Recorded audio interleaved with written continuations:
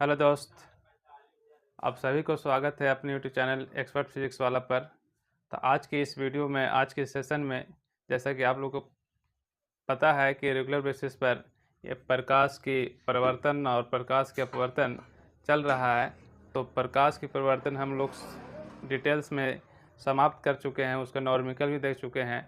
और इसके पिछले वीडियो प्रकाश के अपवर्तन को डाले थे, तो प्रकाश के अपवर्तन को आप लोग देखे होंगे। ये मेरा फुल विश्वास है कि आप उसे देखे होंगे। अगर नहीं देखे हैं तो पहले उस वीडियो को देख लीजिए, तो आज की क्लास आपको समझ में आएगा, बेहतर समझ में आएगा। और अगर आप इस चैनल पर नए हैं तो चैनल को सब्सक्राइब कर लीजिए और बेल आइकन की घंटी बजा दीजिए और जम कर शेयर कीजिए। सभी एक एक शेयर कीजिए, तो आप एक एक शेयर से आप सपोर्ट करते हैं तो मेरा बहुत बड़ा सपोर्ट मिलता है और होता है। इससे आपको मेरा एनर्जी हो मिलता है और इससे इस एनर्जी से हम लोग पढ़ेंगे, तैयारी करेंगे। तो आज की इस वीडियो में हम लोग पढ़ेंगे प्रकाश के अपवर्तन का नियम, law of refraction of light.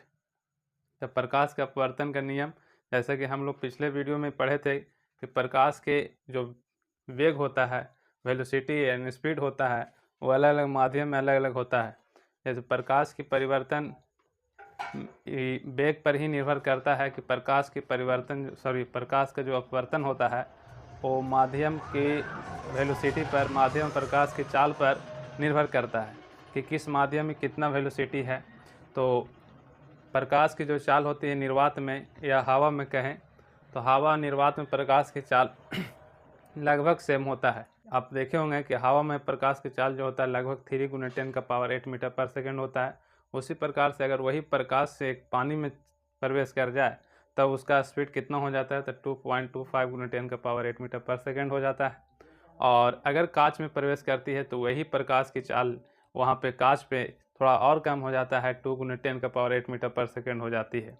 तो बात की जाए कि सबसे ज़्यादा प्रकाश की चाल कहाँ होती है, तो सबसे ज़्यादा सबसे तेज़ वो निर्वात में चलती है। और उसके बाद जैसे जैसे मीडियम चेंज होता है प्रकाश की वेलोसिटी भी चेंज होता है। तो चलते हैं हम लोग प्रकाश के अपवर्तन की तरफ, तो प्रकाश के अपवर्तन के नियम की तरफ कि प्रकाश के अपवर्तन का नियम क्या है। तो आज हम लोग पढ़ेंगे प्रकाश के अपवर्तन का नियम। प्रकाश के अपवर्तन का नियम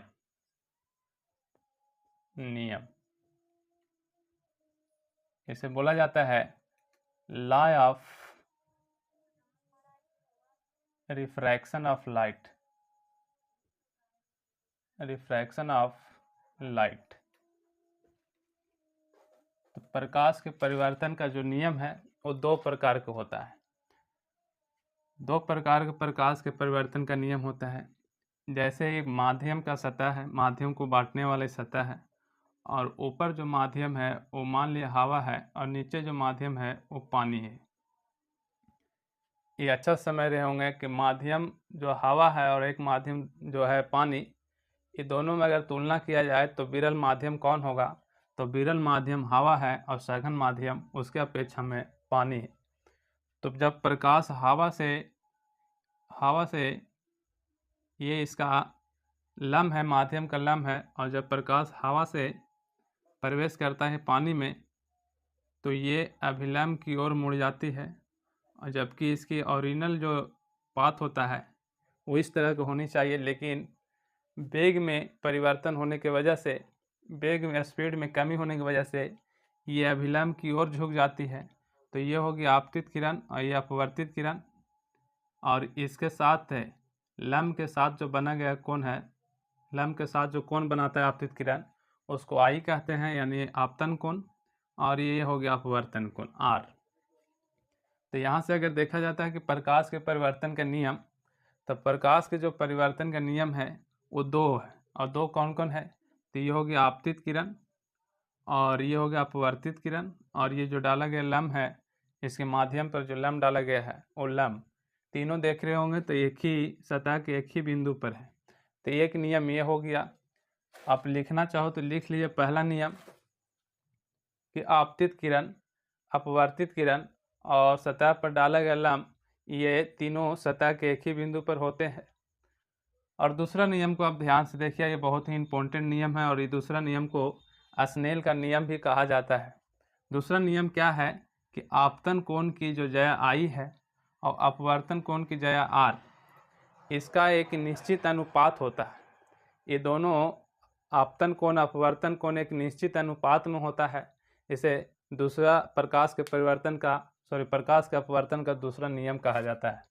तो दूसरा नियम क्या है कि आपतन कोण की जो ज्या है, आपतन कोण की ज्या वो है साइन आई तथा अपवर्तन कोण की ज्या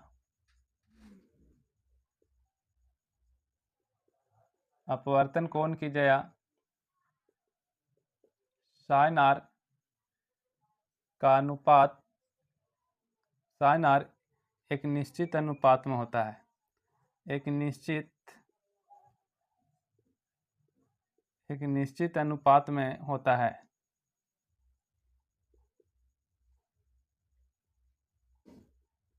एक निश्चित अनुपात में होता है। आपतन कोण की ज्या साइन आई तथा अपवर्तन कोण की ज्या साइन आर का एक निश्चित अनुपात में होता है। ये दोनों एक निश्चित अनुपात में होता है, जिसे स्नेल का नियम भी कहा जाता है।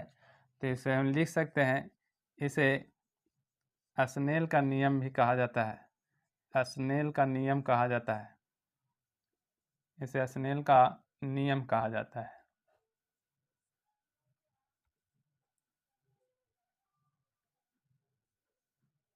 याद रहे कि आपतन कोण की ज्या साइन आई है, अपवर्तन कोण की ज्या साइन आर, इसके एक निश्चित अनुपात होता है, जिसे स्नेल का नियम कहा जाता है। और ये निश्चित अनुपात जो होता है एक नियतांक कहा जाए, नियतांक होता है। और नियतांक अगर बराबर लिखा जाए तो ये sine I upon sine R होता है, साइन आई बटा साइन आर होता है। और इस निश्चित अनुपात को हम लोग डिनोट करते हैं म्यू से, और म्यू बराबर होता है साइन आई बटा साइन आर। अब बात रहा कि म्यू होता क्या है, ये एक नियतांक है। म्यू एक नियतांक है और इस नियतांक को अपवर्तनांक कहा जाता है। इस नियतांक को, इस निश्चित अनुपात को हम लोग क्या कहते हैं, तो इस निश्चित अनुपात को अपवर्तनांक कहते हैं। अपवर्तनांक कहते हैं। ये निश्चित अनुपात को हम लोग अपवर्तनांक कहते हैं। अब बात रहा कि अपवर्तनांक की जो डिफिनेशन होगा वो क्या होगा, किस तरह से लिखा जा सकता है इसका डिफिनेशन। तो आप समझ सकते हैं कि यह आपतन कोण अथवा अपवर्तन कोण के जो अनुपात है उसके अनुपात को अपवर्तनांक कहा जाता है। और एक इसका डिफिनेशन और होता है, मान लीजिए इसमें प्रकाश की चाल जो है वो va है, va for velocity of air, और इसमें जो प्रकाश की चाल है वो vw है। तो हवा में प्रकाश की चाल तथा पानी में प्रकाश की चाल के अनुपात को अपवर्तनांक कहा जाता है। इस तरह से भी हम लोग लिख सकते हैं अपवर्तनांक की डिफिनेशन। तो यहाँ लिख दें आपको कि अपवर्तनांक क्या है। अपवर्तनांक किसे कहा जाता है, अपवर्तनांक इसको हम लोग रिफ्रैक्टिव इंडेक्स कहते हैं। रिफ्रैक्टिव इंडेक्स कहा जाता है। और इसका परिभाषा जो है इस तरह से हम लिख सकते हैं, निर्वात में प्रकाश की चाल, निर्वात या हवा लिख सकते हैं, निर्वात या हवा में प्रकाश की चाल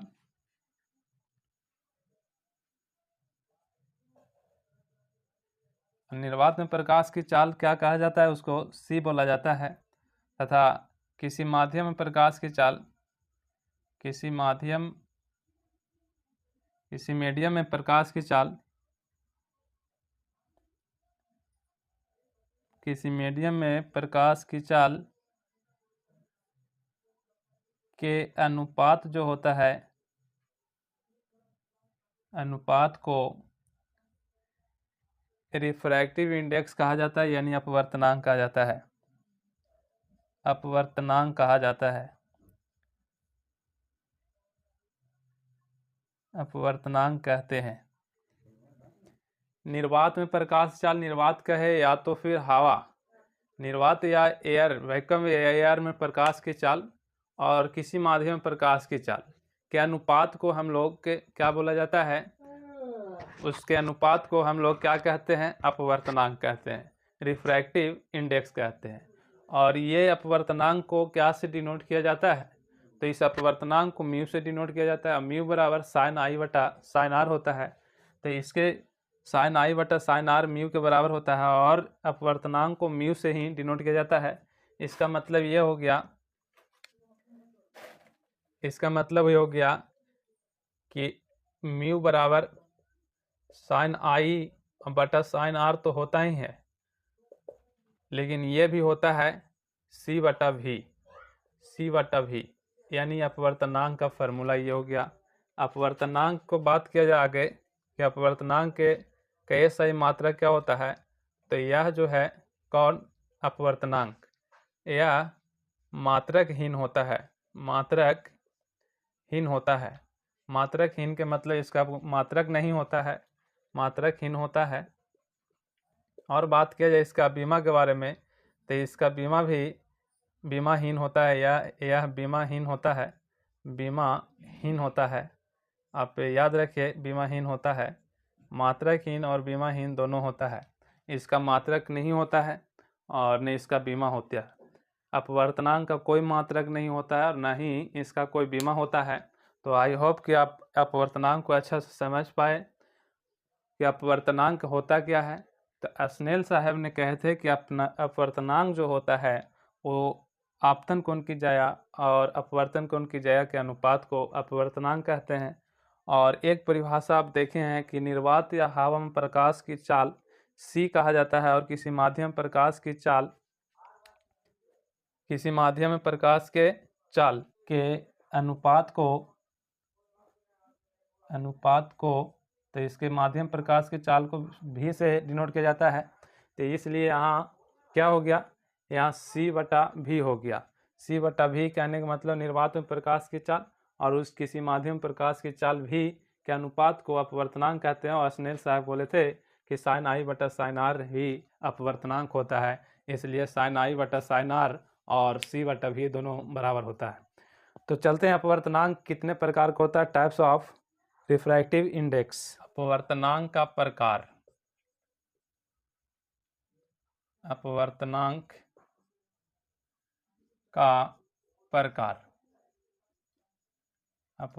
का प्रकार इसको इंग्लिश में कहा जाता है टाइप्स ऑफ रिफ्रैक्टिव इंडेक्स।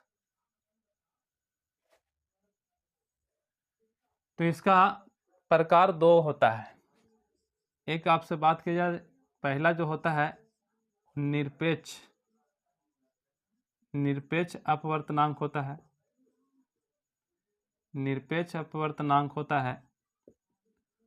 और दूसरा जो होता है वो सापेक्ष अपवर्तनांक होता है। सापेक्ष अपवर्तनांक होता है। तो ये दो प्रकार का होता है, एक निरपेक्ष और दूसरा सापेक्ष। तो निरपेक्ष अपवर्तनांक होता क्या है, तो निरपेक्ष अपवर्तनांक के बारे में बात कर ले कि निरपेक्ष अपवर्तनांक क्या होता है। तो निरपेक्ष अपवर्तनांक जो होता है, निरपेक्ष अपवर्तनांक जो होता है वो निर्वात में प्रकाश की चाल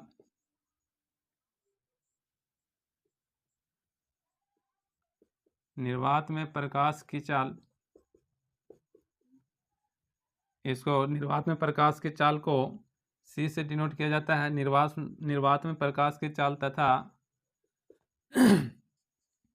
किसी माध्यम में प्रकाश की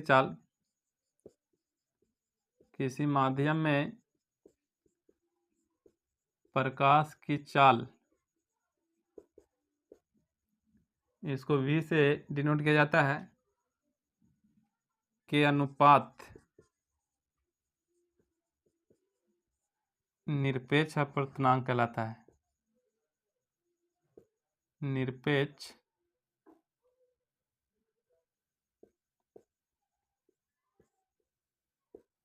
अपवर्तनांक होता है। निर्वात में प्रकाश की चाल और किसी माध्यम प्रकाश की चाल के अनुपात को निरपेक्ष अपवर्तनांक कहते हैं। यानी निरपेक्ष अपवर्तनांक आपको अगर लिखना है तो निर्वात में प्रकाश की चाल और किसी माध्यम में प्रकाश की चाल के अनुपात को ही निरपेक्ष अपवर्तनांक कहा जाता है। जैसे हम एग्जाम फिगर द्वारा समझाते हैं। इधर है निर्वात, ऊपर में निर्वात है और नीचे किसी माध्यम ले लो, मान लो कांच है, तो इसके जो अनुपात लिखा जाएगा, इसका जो अनुपात लिखा जाएगा, इसी के अनुपात को निरपेक्ष अपवर्तनांक कहते हैं। यानी इसका ये अपवर्तन कोण I हो गया, अपवर्तन कोण R हो गया, और प्रकाश निर्वात से कांच में प्रवेश कर रही है, तो इसको हम लोग कैसे लिखेंगे? तो लिखेंगे माध्यम, या इस तरह से लिख देंगे कांच निर्वात के सापेक्ष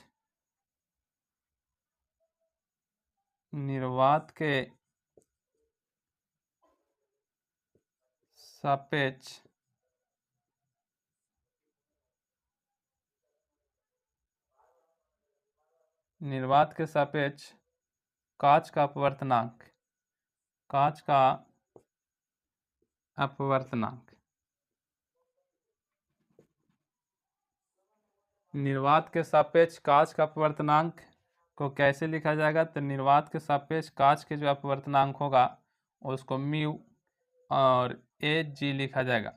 यानी कांच का जो अपवर्तनांक है निर्वात के सापेक्ष में, उसको इस तरह से लिखा जाएगा, और इसको हम लोग यहाँ पे लिख देते हैं। इसको म्यू अपवर्तनांक हो गया, ए हो गया से एयर या निर्वात हो गया, और जी इसको हम पढ़ सकते हैं निर्वात के सापेक्ष कांच का अपवर्तनांक। तो निर्वात के सापेक्ष कांच का अपवर्तनांक होता है C/Vg। यानी आपको कहने का मतलब है कि C जो है निर्वात में प्रकाश की चाल है, और Vg जो है, Vg का मतलब कांच में प्रकाश की चाल। तो निर्वात में प्रकाश की चाल और कांच में प्रकाश चाल के अनुपात को हम लोग लिखे तो कैसे लिखे? तो A म्यू G लिख सकते हैं, और पढ़ सकते हैं निर्वात के सापेक्ष कांच का निरपेक्ष अपवर्तनांक। निरपेक्ष कह सकते हैं इसको, निरपेक्ष अपवर्तनांक, निरपेक्ष अपवर्तनांक। तो ये हो गया आपका निरपेक्ष अपवर्तनांक। निरपेक्ष अपवर्तनांक जब भी लिखना है तो निर्वात के सापेक्ष में लिखिए और किसी माध्यम का अनुपात लिखिए। तो निर्वात के सापेक्ष कांच का निरपेक्ष अपवर्तनांक A म्यू G लिख सकते। अब बात रहा सापेक्ष अपवर्तनांक। तो सापेक्ष अपवर्तनांक होता क्या है? सापेक्ष अपवर्तनांक क्या होता है?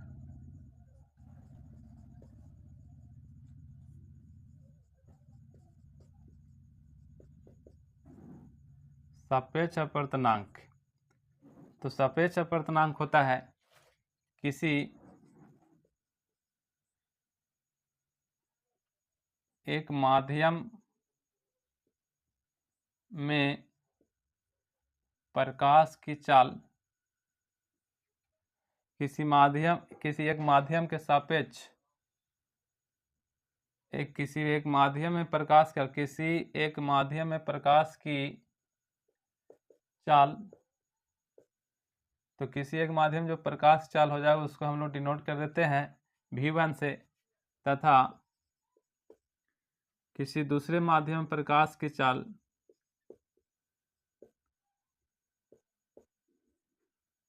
माध्यम में प्रकाश की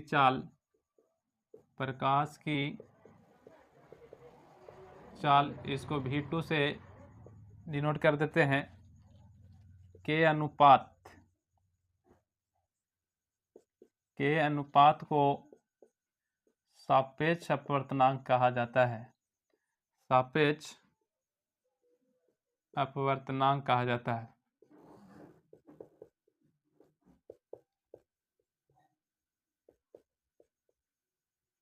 सापेक्ष अपवर्तनांक कहा जाता है। कि इसको हम लिख सकते हैं कि माध्यम एक के सापेक्ष माध्यम एक के सापेक्ष माध्यम एक के सापेक्ष माध्यम दो का अपवर्तनांक माध्यम दो का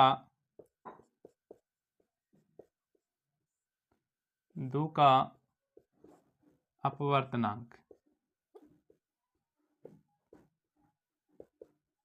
माध्यम एक के सापेक्ष माध्यम दो का अपवर्तनांक।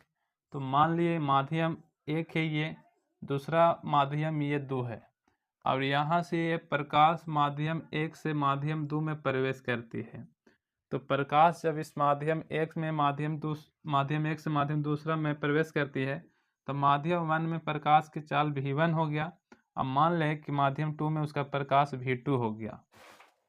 तो माध्यम वन में प्रकाश की जो चाल है v1 है और माध्यम टू में प्रकाश की चाल जो है v2 है।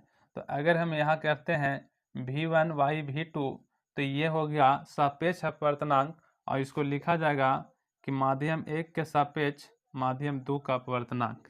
तब माध्यम एक के सापेक्ष माध्यम दो का अपवर्तनांक इस तरह से हम लोग लिख सकते हैं सापेक्ष अपवर्तनांक। यही बात कर दे कि यहाँ पे मान लीजिए कांच है और ये पानी है, तो कांच और पानी, तो कांच हो गया संघन माध्यम और पानी हो गया विरल माध्यम। तो इस तरह से यह अभिलंब से दूर हट जाएगा। तो आपको याद रहे कि कांच में जो प्रकाश की चाल उसको भी जी से डिनोट किया जाता है और इसका प्रकाश की चाल भी डब्ल्यू होता है। तो इसका जब सापेक्ष अपवर्तनांक लिखा जाएगा तो लिखा जाएगा कि माध्यम कांच का सापेक्ष माध्यम पानी का अपवर्तनांक। तो इसको हम लिखें अगर इस तरह से, माध्यम कांच का सापेक्ष माध्यम कांच के सापेक्ष माध्यम पानी का अपवर्तनांक, पानी का जो अपवर्तनांक होगा माध्यम कांच के सापेक्ष, तो माध्यम कांच का सापेक्ष हो गया म्यू, और यहाँ हो जाएगा जी और यहाँ हो जाएगा डब्लू। तो जी म्यू डब्लू बराबर क्या हो जाएगा, तो ये हो जाएगा we ji upon V W, यानी कांच में प्रकाश की चाल और ये हो गया पानी में प्रकाश की चाल। यही चीज़ अगर इस तरह से लिखा जाए कि माध्यम पानी के सापेक्ष माध्यम, उल्टा अगर लिखा जाए माध्यम पानी के सापेक्ष माध्यम कांच का अपवर्तनांक, माध्यम पानी का सापेक्ष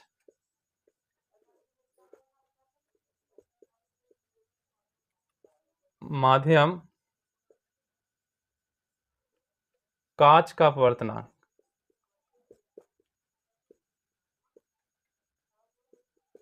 तो इसको हम लोग कैसे लिख सकते हैं, तो ये देखिए यहाँ पे है माध्यम कांच का सापेक्ष, तो जी ऊपर में है, और यहाँ पहले आया क्या पानी, तो पानी डब्लू म्यू और यहाँ क्या हो जाएगा जी। तो इस तरह से वी डब्लू बाई वी जी हो जाएगा, वी डब्लू बाई वी जी हो जाएगा। तो ये हो गया आपका सापेक्ष अपवर्तनांक। और हवा या निर्वात में प्रकाश की चाल और किसी माध्यम प्रकाश की चाल को अगर लिखना है अनुपात में तो वो होता है निरपेक्ष अपवर्तनांक। तो सापेक्ष अपवर्तनांक और निरपेक्ष अपवर्तनांक आपको डिटेल से मालूम हो चल गया होगा। और ये ऐसा टॉपिक है, ये ऐसे प्रकाश के अपवर्तन का जो नियम है वो हर एक साल एग्ज़ाम बोर्ड में आना ही आना है, इसलिए इसको बहुत ही ध्यान से और ध्यानपूर्वक देखें और समझें। तो आगे हम लोग चलते हैं कि सबसे ज़्यादा अपवर्तनांक किस मीडियम का होता है और सबसे कम अपवर्तनांक किस मीडियम का होता है। तो ये जानना जरूरी है कि सबसे ज़्यादा अपवर्तनांक जो होता है कि किस मीडियम में होता है। न्यूनतम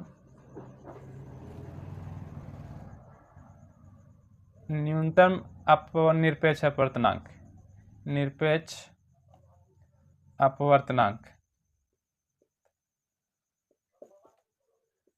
तो न्यूनतम जो निरपेक्ष अपवर्तनांक होता है वो किसका होता है। तो मान लिए कि हवा है, ये निर्वात है, निर्वात, और ये क्या है हवा है।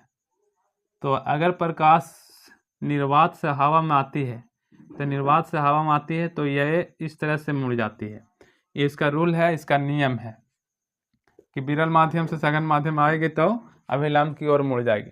तो मान लिए कि ये प्रकाश जो है से निर्वात से हवा में प्रवेश करती है, तो निर्वात में जो प्रकाश की चाल होता है उसको c से डिनोट किया जाता है, और ये c बराबर होता है 3 × 10⁸ मीटर पर सेकेंड के लगभग, या इससे ज़्यादा या इससे थोड़ा सा कम हवा में होता है। ज़्यादा नहीं होता है, कम होता है हवा में।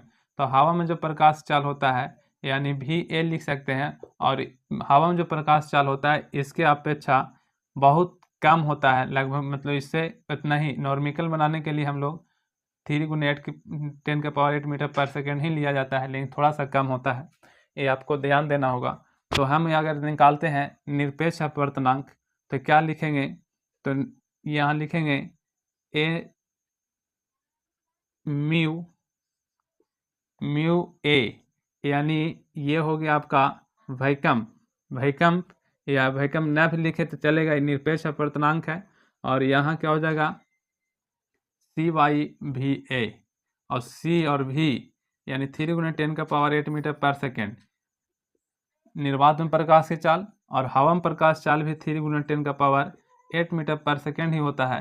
तो लमसम दोनों बराबर है, इसका मतलब है कि इसका निरपेक्ष अपवर्तनांक 1 आता है, और ये निरपेक्ष अपवर्तनांक 1 के सबसे कम हवा का ही होता है।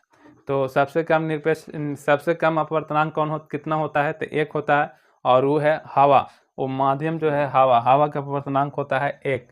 लेकिन सबसे ज़्यादा अगर बात किया जाए अधिकतम अपवर्तनांक का जब बात किया जाता है तो वो होता है अधिकतम अपवर्तनांक, तो वो होता है आपका हीरा का, यानी μD लिख सकते हैं डायमंड। तो यहाँ हीरा का होता है 2.42। ये जो सबसे ज़्यादा अपवर्तनांक है। और अपवर्तनांक एक ऐसे क्वांटिटी है जिसके मदद से हम लोग किसी भी माध्यम में प्रकाश की चाल को निकाल सकते हैं, पता कर सकते हैं। अगर आपका अपवर्तनांक आपको दिया हो और पूछता हो कि इस माध्यम में प्रकाश की चाल कितना है, तो इसके द्वारा हम लोग उसका चाल निकाल सकते हैं, किसी भी माध्यम में प्रकाश की चाल को आराम से निकाल सकते हैं। तो इसी पर आधारित है कि हम लोग क्वेश्चन लेते हैं और देखते हैं कि जब हीरा का अपवर्तनांक 2.42 होता है तो हीरा में प्रकाश की चाल कितनी होती है, इसको हम लोग निकालने का प्रयास करेंगे और देखेंगे कि हीरा में प्रकाश की चाल कितना होता है। हीरा का जो अपवर्तनांक होता है 2.42 होता है। तो आपसे पूछा जाए कि इसमें प्रकाश की चाल कितना होता है, यानी VD का वैल्यू निकालना हो तो कैसे निकालेंगे। तो निरपेक्ष अपवर्तनांक ही हम लोग यूज करते हैं किसी भी माध्यम में प्रकाश की चाल को निकालने के लिए, निरपेक्ष अपवर्तनांक। और निरपेक्ष अपवर्तनांक जो होता है से निर्वात में प्रकाश की चाल और किसी माध्यम में प्रकाश की चाल के अनुपात को कहा जाता है। तो यहाँ से देखिए निर्वात में प्रकाश की चाल और जिसमें प्रकाश की वेग निकालना, तो यहाँ डायमंड में निकालना है, हीरा में निकालना है। तो ऊपर हम लोग रखेंगे निर्वात और नीचे रखेंगे हीरा, और निर्वात से प्रकाश को लाना है और हीरा में प्रवेश करवाना है। तो निर्वात में प्रकाश की चाल तो हम लोग लिख लिए हैं कि μD जो होता है से VA/, या VC लिख सकते हैं या C भी लिख सकते हैं, केवल CY/VD हो जाएगा। और इसका अपवर्तनांक कितना 2.42 और बराबर C कितना होता है तो 3 × 10⁸ होता है अपॉन VD मालूम नहीं है, VD निकालना है। यहाँ एग्जाम्पल ले लेते हैं, ये एग्जाम्पल है और इसको VD निकालना, तो VD बराबर क्या हो जाएगा तो 3 × 10⁸ और अपॉन 2.42 ये होगा। और पॉइंट को जब हम लोग ऊपर भेजते हैं तो 3 × 10⁸ अपॉन कितना 242 हो जाता है। तो यहाँ से हम लोग इसकी प्रकाश की चाल को निकाल सकते हैं। ये जब स्क्वायर के मतलब 100 में 3 से गुना होगा तो 300, और 300 अपॉन 242 × 10⁸ हो जाएगा। और इसको हम लोग भाग करेंगे तो 1.3 1 पॉइंट कुछ आएगा, इसको भाग करके देख लेना है। तो 300 से जब भाग करेंगे तो 1 मरतबा लगेगा और 2 और ये हो जाएगा 4 2, तो यहाँ 8 हो गया और ये बचेगा 9 में 5 जाएगा, 4 जाएगा तो 5 बचेगा और ये हो गया तो 0.0। अब यहाँ से 2 लगेगा, यानी लगभग 1.2 × 10⁸ मीटर पर सेकेंड इसका प्रकाश की चाल होगा। यानी निर्वात में जो प्रकाश की चाल होगा लमसम यानी लगभग 1.2 × 10⁸ मीटर पर सेकेंड होगा। आज के क्लास से यहीं तक समाप्त किया जाता है। Thank you so much.